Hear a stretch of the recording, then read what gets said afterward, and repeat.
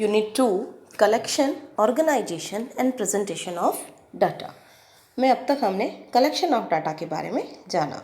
Now you are collect the data in by two sources, है ना, primary data और secondary data.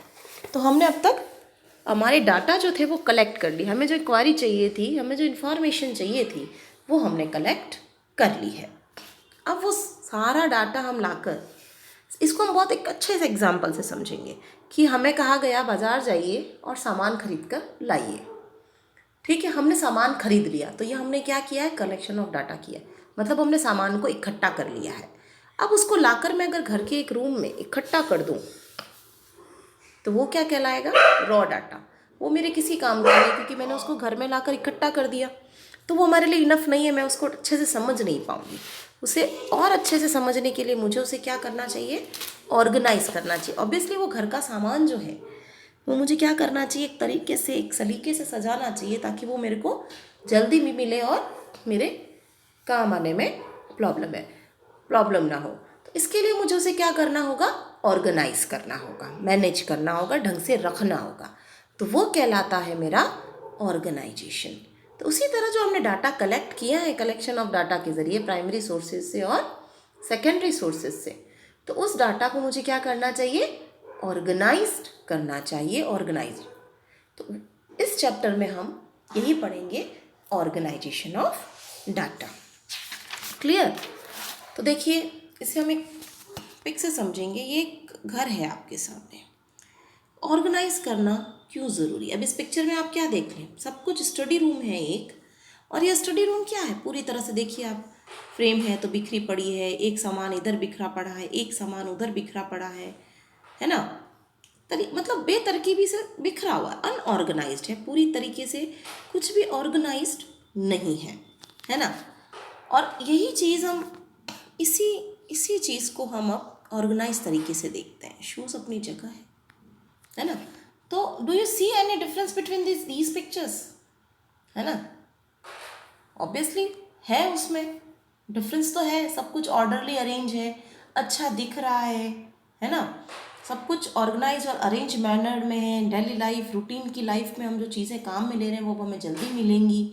तो इससे हमें क्या पता चलता है, हमें इससे क्या सीखने को मिलता है कि सिर्फ डाटा को कलेक्ट करना ही हमारा मोटिव नहीं होना चाहिए.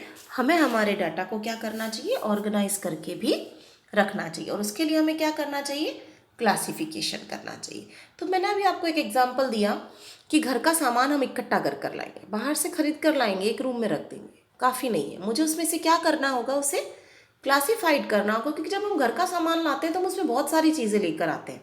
हम उसमें ग्रॉसरी का आइटम भी लेकर आते हैं, हम उसमें किराने का सामान लाते हैं ना, ग्रॉसरी आइटम्स लाते हैं, हम कॉस्मेटिक आइटम्स भी लाते हैं, हम उसमें वॉशरूम का सामान भी लेकर आते हैं, शूज़, क्लोथ्स, काफ़ी टाइप का सामान हम लाते हैं. तो क्या हम एक तरीके सब कुछ एक ही जगह जमा करके, नहीं, हम एक ही जगह जमा करके उसको नहीं रख सकते.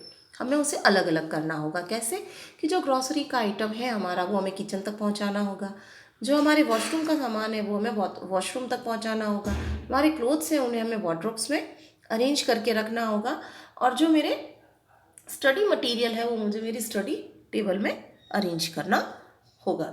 जूते हैं तो हमें शू रैक में अरेंज करने होंगे.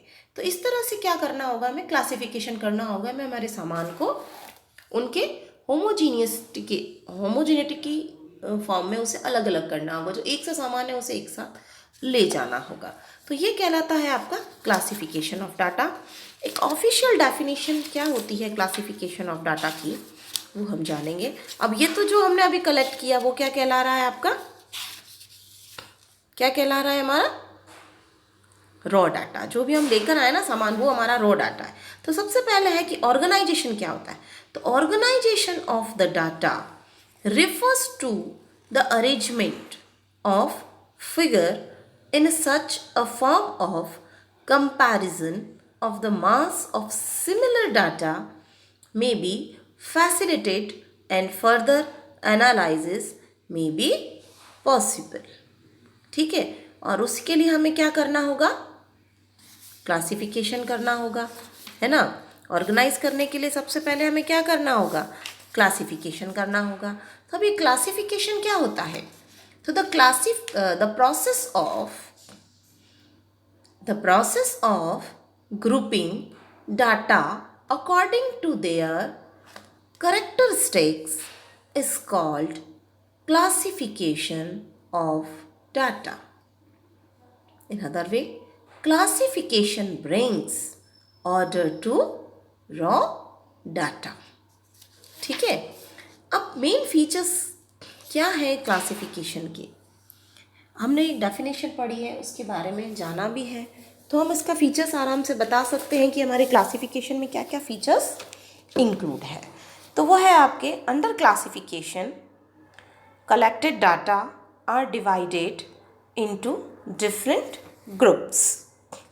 Homogeneous data are kept or classified in one group. Data are classified on the basis of their attributes and or characteristics or measurements. The classification may be either actual or notional. Data are classified so as to make unity in diversity. तो ये तो थे उसके features. अब हम बात करेंगे objectives की. क्या क्या ऑब्जेक्टिव्स हैं डाटा को क्लासिफाइड करने के? तो there are 6 objectives for classification of data. Firstly, to present data in simple form. तो जो डाटा अवेलेबल है हमारे पास उसे सिंपल फॉर्म में लेकर आ जाता है हमारा क्लासिफिकेशन. क्योंकि जो भी होमोजीनियस टाइप्स हैं उसे हम एक साथ कर देते हैं, तो क्या हो जाता है उससे क्या हो जाता है कि जो भी चीज़ है आपकी वो सिंपल फॉर्म में आ जाती है. अननेसेसरी डिटेल जो है वो हम हटा देते हैं, जो हमें ज़रूरत है उसी को हम लेकर आते हैं, तो हमें समझने में बहुत ही आसानी होती है. तो main object of classification is to present data in a simple form.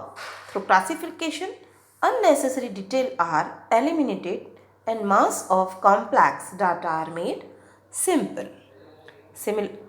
अब सेकेंड है आपका सिमिलैरिटीज एंड डिसिमिलैरिटीज. ऑब्वियसली मैंने अभी आपको क्या बताया कि जब हम क्लासिफिकेशन करते हैं तो हम जो सिमिलर चीज़ें होती है उसे एक साथ रखते हैं और जो डिफरेंट होती है उसे अलग कर देते हैं, है ना. तो इसीलिए सिमिलैरिटीज़ और डिसिमिलैरिटीज़ हमें पता चल जाती हैं और हम उसको उसके अकॉर्डिंग अलग कर देते हैं. उसके बाद आते हैं हमारा टू फैसिलिटेट कंपैरिजन. अब हमारे लिए कंपैरिजन करना बहुत आसान हो गया है. क्लासिफिकेशन करते ही हमारे लिए क्या हो गया, कंपैरिजन करना बहुत आसान हो गया. हम वो उसी एग्जाम्पल को लेकर चलेंगे. जो सामान हम लेकर आए थे, अब हम कितना आसानी से कंपैरिजन कर सकते हैं कि हमने किस चीज़ पर ज़्यादा खर्चा किया, है ना. क्योंकि जब हमने सामान खरीदा था तब हमने एक साथ खरीदा था, बिल एक साथ बन गया था. अब हम आराम से रिकॉग्नाइज़ कर सकते हैं कि हमने खर्चा किस पे ज़्यादा किया. हम आराम से कंपैरिजन कर सकते हैं कि भाई तुमने कॉस्मेटिक आइटम्स पर कुछ ज़्यादा खर्चा कर दिया है या आपने ग्रॉसरी आइटम्स पर कुछ ज़्यादा खर्चा कर दिया है ना. इसमें इतना लगा, इसका सामान इतना आया. लाइक हम कंपैरिजन बड़ा आसानी से अब कर सकते हैं क्योंकि हम क्लासिफिकेशन कर चुके हैं. उसके बाद आता है आपका इफेक्टिव एंड अट्रैक्टिव. क्लासिफिकेशन करने के बाद में हर चीज़ जो है वो क्या हो जाती है, अरेंज्ड हो जाती है. एक टेबल एक अच्छी सी फॉर्म में प्रेजेंट हो जाती है, उससे वो अट्रैक्टिव लगती है ना. हम अलग करके ऐसा तो नहीं है कि उसको उसी कमरे में 2-4 ढेरियाँ बना देंगे, ऐसा तो नहीं है ना. मैंने आपको क्या कहा, अरेंज करने का मतलब आपने उसको वार्डरोब्स में अच्छे से करीने से मैनेज किया हुआ है. अब कौन सा अट्रैक्टिव लगेगा, एक तो वो कमरे के अंदर जो ढेर पड़ा था वो ज़्यादा अच्छा लगेगा या जो तरीके से आपने मैनेज कर रखा है वो ज़्यादा अच्छा लगेगा. ऑब्वियसली जो तरीके से मैनेज किया है वो ज़्यादा अट्रैक्टिव और इफेक्टिव लगेगा. तो हमारा जो क्लासिफिकेशन है वो हमारे डाटा को अट्रैक्टिव और इफेक्टिव बनाने में भी मदद करता है. At last, to bring out relationship. Classification करने से एक दूसरे डाटा के अंदर रिलेशंस जो है वो निकल कर सामने आते हैं. उसकी वेट कम है इसीलिए उसकी हाइट ज़्यादा है, या वो मोटा है इसलिए उसकी हाइट कम है. लाइक रिलेशन निकल कर सामने आते हैं जब हम क्लासिफाइड करते हैं. तो उसके रीजंस निकल कर आते हैं, उसके कॉजेज़ निकल कर सामने आते हैं. ये काला है तो काला क्यों है, ये गोरा है तो गोरा क्यों है, ये लंबा है तो लंबा क्यों है और ये नाटा है तो नाटा क्यों है. तो जब हम डाटा को क्लासिफाइड करते हैं तो हमारे पास उनके डाटा के होने और ना होने की रीजंस भी निकल कर सामने आते हैं। तो ये थे objective of classification. Now come to the characteristics of a good classification. क्या कैरेक्टरिस्टिक्स होने चाहिए एक गुड क्लासिफिकेशन के? सबसे पहले सूटेबिलिटी। तो suitability is the one characteristics of a good classification. It is necessary that classification should be done strictly in accordance with the purpose of study. For example, if we want to know about the economic condition of the people of Delhi and Chennai, the basis of classification should be income instead of other bases such as age, heights, weight, etc. है ना? और second is homogenetic. Homogenetic obviously characteristics है उसका। तो there must be homogeneity among all items of a class group. All the values of a particular group should be according to the characteristics for which classification is being made. Wide. The classification should be wide so as to include all the values in one group or the other.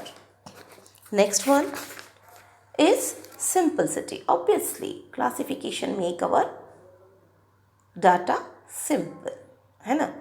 तो a good classification should also possesses the quality of simplicity. It should be very simple and clear.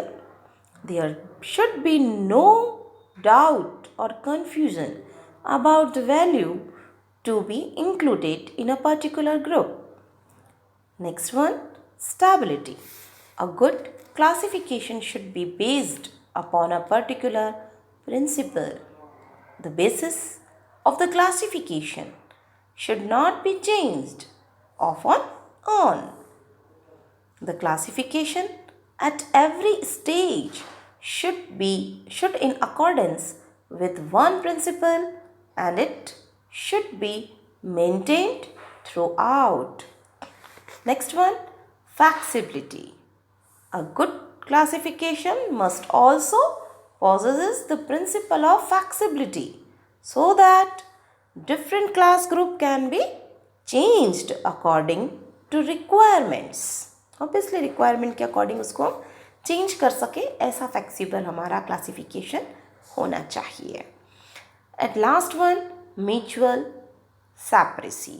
N ideal classification is one in which there should not be even a single item whose value is likely to be included in more than one class group. So these are the meaning of classification, features of classification, objective of classification and characteristics of a classification.